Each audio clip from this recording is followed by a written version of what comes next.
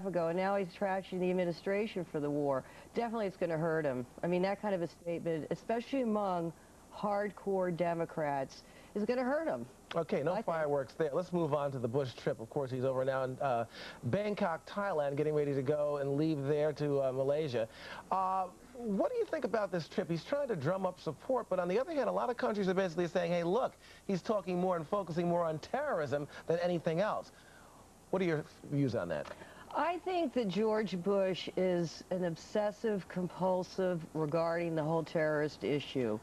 He has no other issues. This is his issue at the expense of everything else, health care, benefits, in fact, for naval reservists and Audrey, I think the Reserve Guard. No, this is really important. He wants to cut their benefits. I mean, there have been articles recently that these people are suffering in Georgia because they can't get the proper medical benefits after coming back from Iraq. And I think that is absolutely unconscionable. He's a hypocrite. The president is showing true leadership here. He's certainly going to pay a political price if we don't get this war on terrorism and the war in Iraq solved before Election Day, but the president is principled.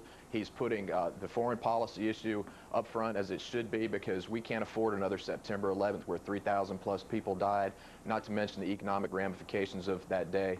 President Bush is showing true leadership by putting politics aside and doing the right thing. Chris, American people support that. What do you got to say, though, to some leaders over there in Southeast Asia that are concerned also about whatever he's saying? He's concerned more about terrorism than he is about anything else in terms of that part of the country. You've got China over there, on the other hand, that a lot of people are looking to leadership for.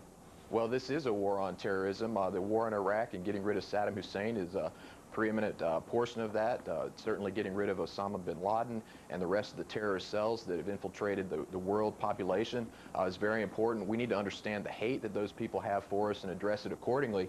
But getting over there into Asia and talking about these issues and building further support is very important, and the president's to be continued. Chris has a point on that, though, Aubrey.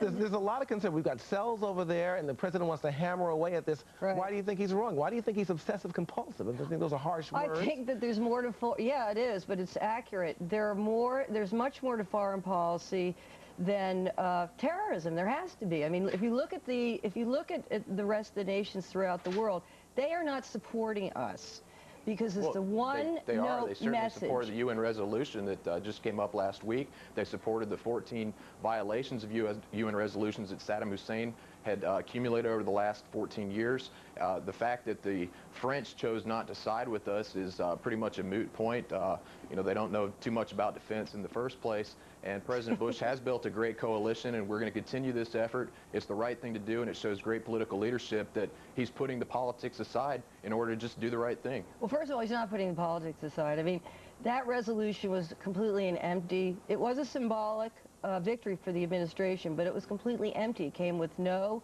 commitment of troops, no commitment of resources or money, which is really what we need. That's going to continue to be an effort that the president and his foreign policy team, led by very capable people like Condoleezza Rice and Secretary Colin Powell, will continue to advocate over the course of the next few months. But we can't just sit around and wait for countries like France, who again don't know anything about defense, to sit forth and wait for us to have action. We need to show true leadership and get moving on this right away. Bottom line right now is, folks, let's see what happens in terms of the kind of money that he will get from this trip. We're looking for $20 billion from the 151 member UN nations. We'll see what he gets over there. Chris Ingram, Aubrey Lees, thank you so much, guys. Thank you. All right. Bye, Chris.